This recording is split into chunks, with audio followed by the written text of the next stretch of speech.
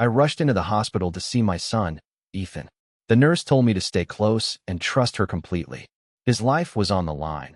But then I saw something in the corridor that broke through all the fear and left me feeling betrayed in a way I never expected. I'm Jonathan. I've always been fiercely protective of my son, Ethan. A few days ago, he got into a severe car accident. The hospital called me while I was finishing work. I didn't think twice. I drove over as fast as I could. When I got there, the nurse pulled me aside and told me to stay close and trust her completely. That made me even more anxious. I found myself pacing the corridor outside Ethan's room, not knowing what to expect. Every minute felt like an hour. I kept trying to stay calm, but my mind was racing. I just wanted to see him, to know he was okay. The unknown was the hardest part. I was standing just outside Ethan's hospital room when the nurse came up beside me again. She leaned in close and whispered, "Stay calm and watch carefully, okay?" Her voice was low, but firm. I nodded without thinking. My heart was still racing, pounding so hard I thought it might burst out of my chest. I didn't know what she meant by watch carefully, but I trusted her, mostly because I had no other choice. The hallway was quiet except for the soft hum of machines inside the rooms. I kept my eyes fixed on Ethan's door. I wanted to believe I was prepared for whatever was coming next, but I wasn't. Not even close. Then the door swung open suddenly. A doctor I didn't recognize stepped out first. He was in scrubs, looking serious but calm. Behind him was a woman I'd never seen before. She was holding Ethan's hand, gently, tenderly. The way she looked down at him, it was like she was scared but trying to be strong. I blinked, trying to make sense of it. My brain just froze. I wanted to say something, anything, but my mouth went dry. I stared at her. She looked too familiar to be a random visitor, but I couldn't place her. She didn't say a word as the doctor led her further down the hall. I took a step forward, but the nurse's hand on my shoulder made me stop. "Just stay calm," she said again, her voice quieter this time. "You'll understand soon." I wanted to scream, to ask why this woman was holding my son's hand like she belonged there. But I stayed silent, swallowing the lump in my throat. My mind raced through every possible explanation, but none made sense. Who was she? Why hadn't I been told about her? And why did she look so connected to Ethan? I felt my knees weaken a little. I gripped the nurse's arm to steady myself. My chest tightened, and I could barely breathe. The whole thing felt unreal, like I was watching someone else's life instead of my own. The doctor and the woman disappeared around the corner. I stood frozen, staring at the empty space where Ethan's door had just been opened. The nurse didn't say anything more. She just squeezed my arm and motioned for me to sit down on the bench nearby. I sank down slowly, still trying to process what I'd just seen. The woman's face kept flashing in my mind. I wanted to know who she was, but the nurse's warning echoed again, "Stay calm. Watch carefully." I looked back at Ethan's door, willing him to be okay. But now there was this new, strange part of his story I didn't understand at all. Something was happening right here in this hospital hallway that I wasn't ready for. I thought maybe if I just stayed quiet and waited, the nurse would explain. But all I could hear was my own heartbeat pounding in my ears. The fear and confusion mixed inside me, making me feel cold and hollow. I didn't know what was coming next, but I knew my life was about to change in ways I couldn't yet see. I stepped forward, my voice sharper than I intended. "Who is she?" I asked the doctor standing in the doorway. He looked caught off guard, like he wasn't expecting me to speak up. His eyes flicked between me and the nurse standing close by. I could tell he was trying to figure out what to say. After a few seconds, he finally muttered, "She's a family friend." Then he quickly looked away, like he didn't want to meet my gaze. That answer didn't sit right with me. Family friend? I'd never heard about any family friend who'd suddenly show up holding Ethan's hand. My heart was pounding, but I forced myself to stay still, to keep my voice even. The nurse, who had been standing just behind me, squeezed my arm gently. She whispered, "Don't make a scene. Let's keep things calm." Her touch was meant to comfort, but it just made the knot in my stomach tighten. I wanted to ask more, demand answers, but the nurse's quiet warning held me back. I nodded slowly, even though inside I was burning with questions. I looked back at the woman. She didn't say a word, just stood there quietly, her eyes fixed on Ethan's room. I didn't recognize her at all. There was something in her expression, soft, almost scared, that made me want to understand why she was here. But the doctor wasn't giving me any more information, and the nurse clearly wanted me to wait. I glanced around the corridor. It was quiet except for the distant sounds of hospital machines and footsteps echoing down the hall. I felt like I was stuck between needing to know and being told to hold back. The nurse's eyes met mine again, steady and calm, but I could see she was holding something back too. My hands clenched into fists at my sides. Frustration was bubbling up, but I swallowed it down. If I lost control here, I might make things worse. So I chose to play along for now. I would wait, talk to the nurse privately, see what she was really hiding. Okay, I said quietly, I'll wait. But inside, I was already racing through every possibility. Who was this woman? How did she know Ethan? Why was she here now? And why hadn't anyone told me before? The nurse gave me a small, almost apologetic smile. Thank you, she said softly. Then she guided the woman down the hall, away from the room. I watched them go, feeling like I'd just been pushed further into a maze I didn't understand. I stood there for a moment, breathing in and out slowly, trying to keep calm. The silence around me felt heavy, like it was waiting for something to break. I wanted to ask the nurse so many questions, but I knew this wasn't the time or place. After a while, I moved to a quieter spot down the hall. I needed to hear the truth. Whatever this was, it was bigger than I thought. And if I didn't find out soon, I wasn't sure how much longer I could keep pretending everything was normal. I thought about Ethan lying inside that room, unconscious and fighting for his life. The woman's hand had been holding his so gently. There was a connection there I couldn't ignore. I wanted to protect my son, but now it felt like I was standing in the middle of something I didn't understand. The frustration stayed with me, but beneath it was something harder to name. A strange mix of fear and hope. Maybe this woman wasn't just a stranger. Maybe there was a reason she was here. I just needed to find out what it was. I took a deep breath and waited for the nurse to come back. I knew the moment I got her alone, I had to ask everything. Because right now, the silence was worse than any answer. I found a quiet corner near the nurse's station, away from the hallway where I'd just seen that woman with Ethan. The nurse who had been pacing beside me before came over and lowered her voice. I think you should know the truth, she said. I nodded, trying to steady myself.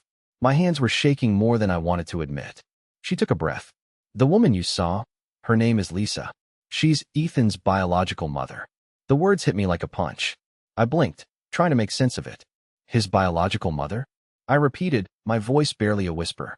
I had known Ethan was adopted, but I never expected to meet Lisa like this. Not now. Not after all these years. The nurse nodded. She gave him up for adoption at birth. She made that choice a long time ago. She looked at me carefully, as if gauging how much I could take. She's been visiting Ethan since the accident happened. She's been coming every day. I shook my head, swallowing hard. Why now? The question felt like it tore the floor out from under me. Why would she wait until Ethan was in critical condition? Why come back now after all this time? The nurse hesitated. She's been conflicted for a while. She didn't know how to reach out before. But this situation changed everything for her. She glanced down, then back at me. Lisa wants to be there for Ethan in any way she can. Even if it's complicated, she feels she has to try. I stepped back from the nurse, my mind spinning. I could barely hold myself upright. The woman I saw holding Ethan's hand was not just some random visitor or family friend. She was the one who gave birth to him. And here she was, suddenly part of our lives in the most raw, unexpected way. I thought about the years I'd spent raising Ethan, the nights I stayed awake worrying, the milestones I celebrated alone with him. All that time, I never imagined facing Lisa. Never imagined sharing the space with her. The nurse's words echoed in my head. Conflicted, wanting to be there. I wasn't sure what to feel. Anger? Confusion? Something deeper, maybe shame or guilt I couldn't name. The nurse reached out and lightly touched my arm. It's okay to feel overwhelmed. This isn't easy for any of us. Her voice was gentle but firm. You're not alone in this. I nodded, but my chest felt tight. I wanted to ask so many questions. Why did she give him up? Why now? What did she expect from me? But I didn't. Not yet. The shock was still too fresh. I just stood there, trying to steady my breathing. The nurse added, I'll be here if you want to talk more later. For now, focus on Ethan. She gave me a small, encouraging smile before stepping away. I stayed in that corner for a while, staring down at my hands. The hospital noise faded into the background. I could still see Lisa's face in my mind, soft, anxious, but determined. It was hard to square that with the idea of a stranger, or even an enemy. She was Ethan's mother, and suddenly, that meant everything was different. I thought about Ethan lying in that room, fighting to live. And now, the woman who created him was close by, visiting every day. I didn't know what would come next, but I realized this was just the beginning. The ground hadn't just disappeared beneath me. It felt like it was shifting under both of us. I took a deep breath and walked back toward Ethan's room. The silence after the nurse's confession wasn't empty. It was full of questions I wasn't ready to answer. But for now, I had to stay calm. I had to be strong for Ethan, even if everything else felt like it was falling apart. I left the hospital room and walked straight to the cafeteria. My legs felt heavy, and my head was spinning. I needed air, space, anything to stop my thoughts from racing. I grabbed a cup of coffee, but I barely tasted it. I just sat there, staring at the table, trying to make sense of everything. The nurse's words kept echoing in my mind. Lisa, Ethan's biological mother, showing up after all these years. I hadn't expected that. Not at all. I felt like the ground had shifted beneath me, and I didn't know how to find my balance again. The whole idea of Lisa being there, holding Ethan's hand, it was a shock I wasn't ready for.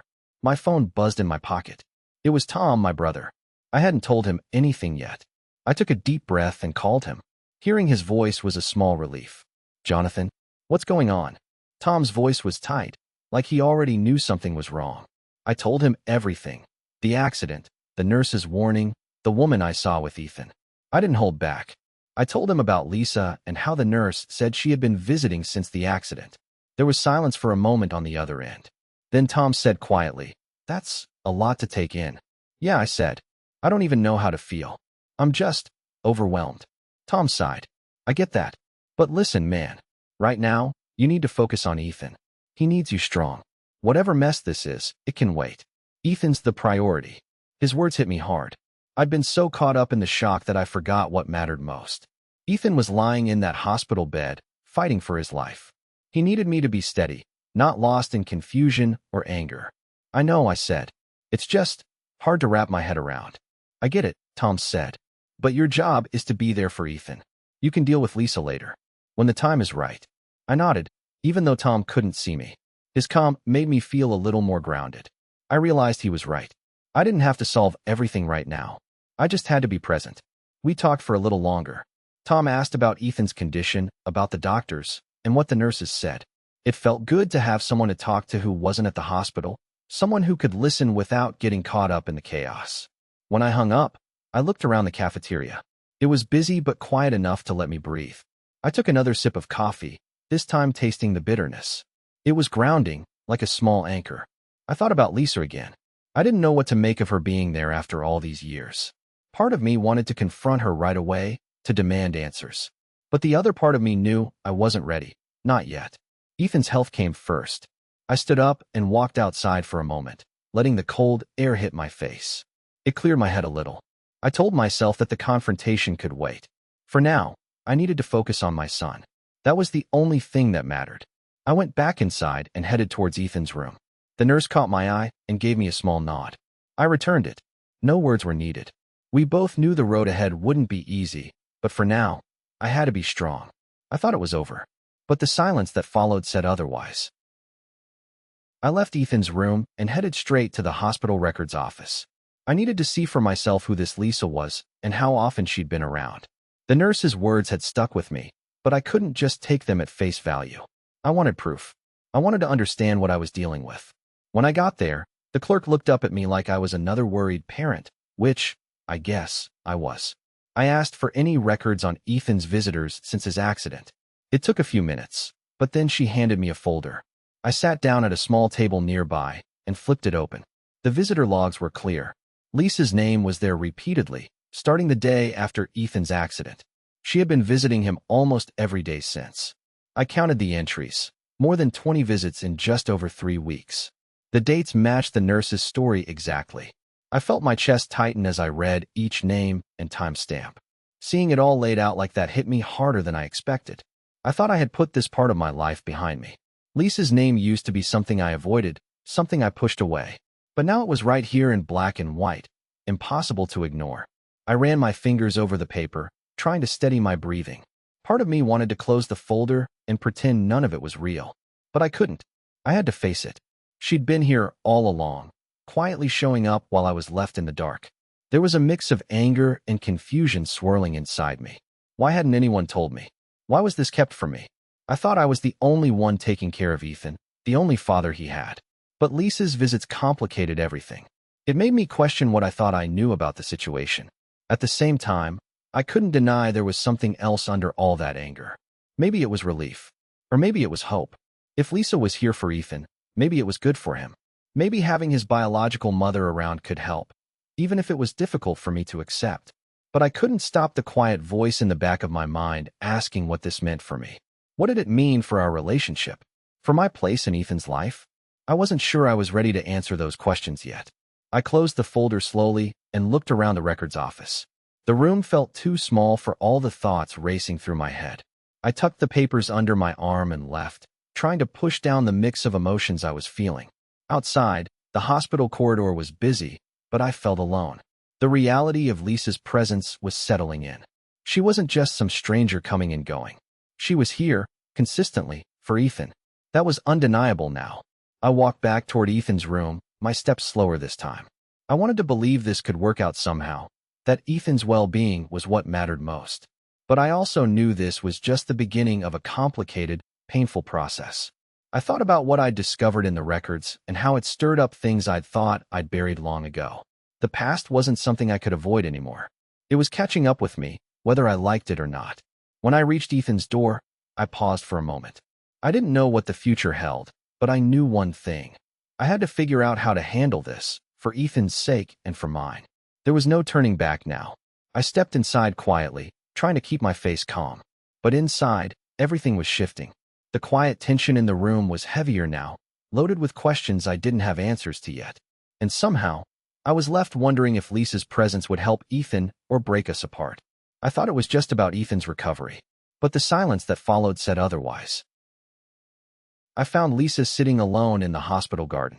The late afternoon sun was fading, but the air was still warm.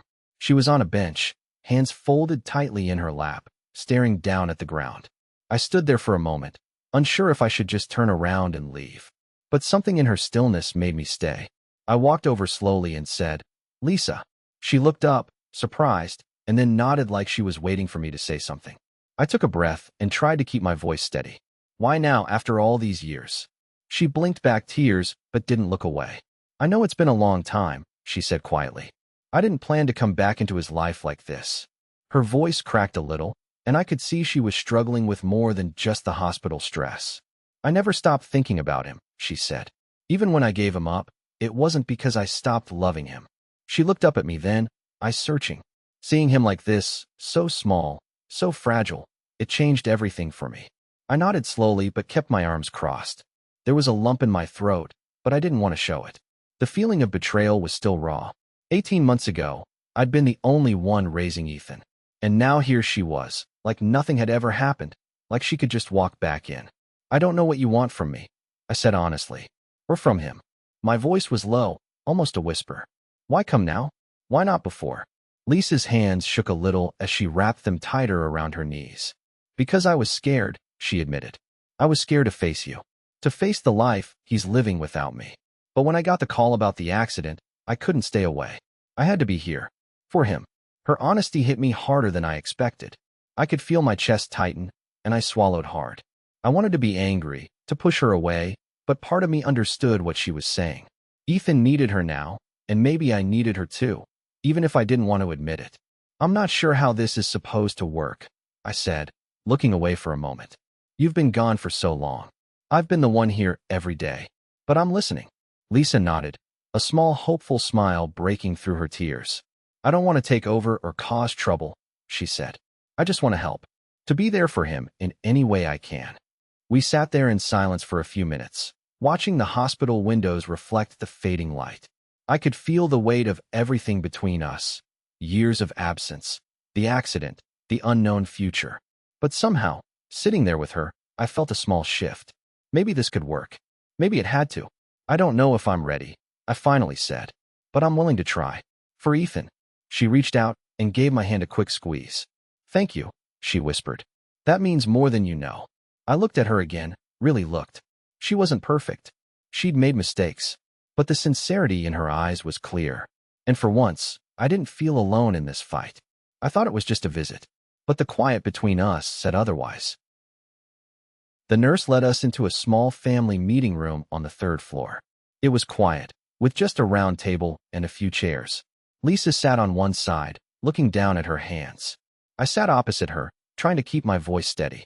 The nurse sat between us, her presence calm but firm. "Let's talk about Ethan's care," the nurse said. "We want to make sure everyone is on the same page." Lisa nodded slowly, and I could tell she was nervous. So was I, but I knew this talk had to happen. It felt strange, sitting across from the woman who gave up my son, now trying to work with her. But Ethan's health was the only thing that mattered. I started. "We need a clear visitation schedule. I want to know when you'll be here and for how long." Lisa looked up. "I understand. I want to visit, but I don't want to overwhelm Ethan or cause problems." The nurse helped us by suggesting, "Maybe visits twice a week, short at first, then we can adjust as Ethan gets stronger." I agreed. "That sounds reasonable. I'll be here almost all the time, but your visits should be consistent." Lisa said quietly, "I'm fine with that. I want to be respectful." The nurse then moved the conversation to how Lisa could help with Ethan's recovery. "Lisa, have you thought about ways you can support Ethan during this time?" She hesitated before answering. "Maybe reading to him or helping with physical therapy sessions. I'm willing to learn whatever helps." I nodded, surprised that she wanted to be involved beyond just visiting. "Okay, but we need to keep the focus on what's best for Ethan, not what either of us wants." Lisa met my eyes and said, "I agree. I want to do this right." The nurse spoke again. "It's important to set boundaries to avoid conflicts. Can you both agree to keep personal issues separate from Ethan's care?" I swallowed hard. Some of those personal issues felt like a weight on my chest. But I said, "Yes, we can do that. Ethan comes first." Lisa gave a small, relieved smile. "Agreed." We spent the next half hour going over the schedule and boundaries. The nurse wrote everything down. We agreed on 2 visits a week, no surprises, and that Lisa would check in with me before coming.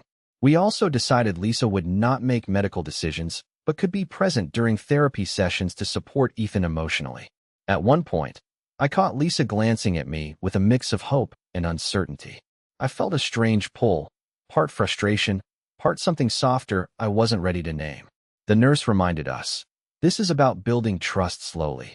It's okay to have difficult feelings, but Ethan's needs come first." When the meeting ended, I felt tired but oddly relieved.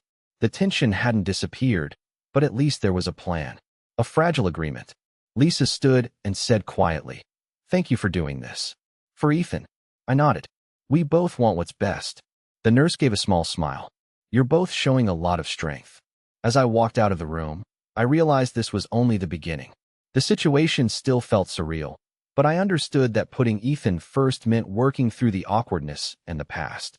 For him, I thought the hardest part was over, but the silence that followed said otherwise. It's been about a month since Ethan's accident, and honestly, his condition has gotten a lot better. The doctors say he's stable now, and his recovery is moving in the right direction. Lisa has been showing up regularly, just like we agreed, and we've been coordinating around his needs. It's still awkward, no doubt about that. I never thought I'd be sharing this kind of space with her, but here we are. At first, I kept my distance, mostly out of habit, and because I wasn't sure how to feel. But over time, I noticed that Lisa was really trying to be there for Ethan in a way that mattered. She's brought books, little toys, and even some of those silly socks Ethan likes. It's strange how those small things can make the hospital room feel less cold. I started to realize that her presence wasn't just about her trying to make amends. It was about Ethan's comfort and happiness. We've had to set some ground rules, mostly around visits and who handles what when. The nurse still checks in with us, making sure we're on the same page. Sometimes, I catch Lisa watching Ethan sleep, and she looks so gentle, like she's afraid to scare him away. I get it. I feel the same way sometimes. The tension between us hasn't vanished, but it's quieter now. There's this unspoken understanding that we're both here to help Ethan heal. I won't pretend it's easy. Some days, I still catch myself bristling when Lisa says something to Ethan or when she asks about his treatment. But then I remind myself that she's been part of this from the start, even if I didn't know it. It's not about me or her anymore. At least, it shouldn't be. It's about Ethan. In the mornings, when I come into the hospital room, Lisa might already be there, sitting quietly by Ethan's side. We don't say much at first. Sometimes we just share a glance or a nod. It feels like we're both acknowledging that this is strange territory, but we're willing to navigate it together. Slowly, I've started to see her less as an adversary and more as a co-parent, even if the path to this place has been complicated. The staff have noticed the shift, too. The nurse told me once that it's rare to see two people put aside so much pain for the sake of a child's well-being. I guess that's true. I never thought I'd be in this position, but if it helps Ethan, I'll take it. Last week, I caught myself telling Lisa about a funny thing Ethan did when he tried to grab his blanket. She laughed softly, and I realized it was the first time we'd shared a moment like that without tension. It wasn't perfect, but it was real. That small connection made me think maybe this complicated, evolving family dynamic could work. We're still figuring things out. There are moments when old wounds flare up, and the past feels too heavy to ignore. But those moments don't last as long anymore. We both want the same thing, even if it took a crisis to make that clear. Seeing Lisa and Ethan together now, I feel something I didn't expect. Maybe it's a kind of relief. Not because everything is fixed, but because there's a chance for something new. Something built on shared love, even if it looks different than what I imagined. I don't know what the future holds, but for now, this quiet collaboration is enough. It's a testament to how far we've come and how much we're willing to do for Ethan. The past still lingers, sure, but it's no longer the thing that defines us. I thought the hardest part was facing the shock and betrayal. But maybe the hardest part is learning to live with it, to find a way forward that puts Ethan first, no matter what. And so, we keep going, one day at a time. I still carry the weight of everything that happened, but in the middle of it all, there's this fragile thread of hope. It's not loud or obvious, but it's there. I thought it was over, but the silence that followed said otherwise. Ethan's still healing, and Lisa is still part of our lives. It's not the usual family setup, that's for sure. But we've built something that works for Ethan, even if it's complicated. I've learned a lot through this. How to be strong in ways I didn't expect, and what it means to forgive someone when it feels impossible. The past isn't something I can change, no matter how much I'd want to. But looking forward, there's a chance for something new. Lisa and I aren't close, not like before, but we agree on what matters most: Ethan's well-being. That shared focus has made a difference. We've figured out how to put old hurts aside, at least enough to be there for him together. It's strange sometimes, seeing Lisa at the hospital or at home when Ethan's awake. But I don't push her away anymore. I think we both understand that this isn't about us. It's about giving Ethan the best chance to heal and feel loved, no matter how messy the situation is. I won't say it's been easy. There are still moments when the weight of everything presses down on me. But somehow, this unexpected path has shown me what resilience really means. And maybe, just maybe, this kind of family, imperfect and unconventional, can still hold love and understanding at its core. If you're stuck in a mess of surprises and family stuff that feels too big, I'd say try to keep talking. It's not easy, and sometimes it feels like you're going in circles. But honestly, being open and trying to understand each other helped me more than I expected. The way things unfolded with Lisa and Ethan wasn't what I planned or wanted at first. It was messy and confusing. But pushing through all that and focusing on what's best for Ethan made a difference.